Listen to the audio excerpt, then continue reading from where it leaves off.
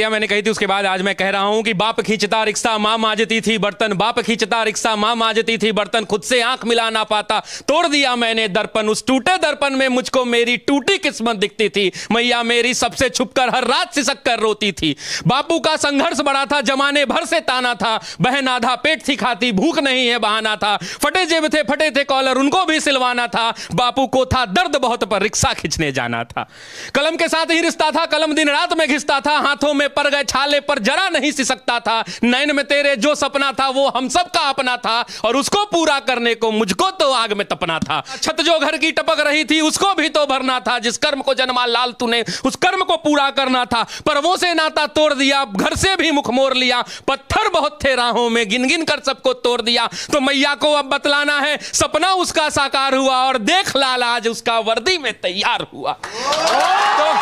तो मां मैं अब तुमको बतला दूं,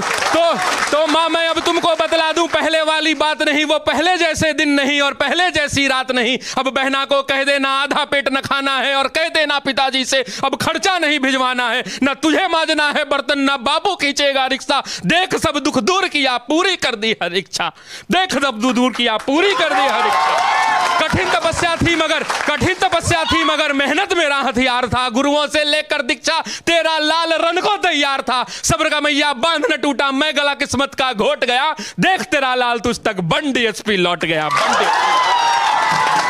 तो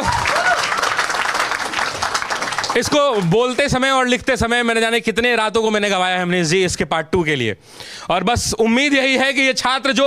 गांव-गांव से निकल के आते हैं, कितने लोग इसमें किसान के बेटे होंगे मैं नहीं जानता, ये ऐसी कमरों में बैठकर पढ़ रहे हैं क्योंकि इनके माँ बाप जो है खेत में इस भरी दोपहरी में बैठकर हल जोत रहे हैं, ये वैसे परिवार के बच्चे हैं। तो इनका दुख दूर करना है, इनको पढ़ना होगा, और इनको पढ़ने के लिए अगर किसी चीज की आवश्यकता पड़ेगी तो मैं खड़ा हूं, खड़ा था और खड़ा रहूंगा।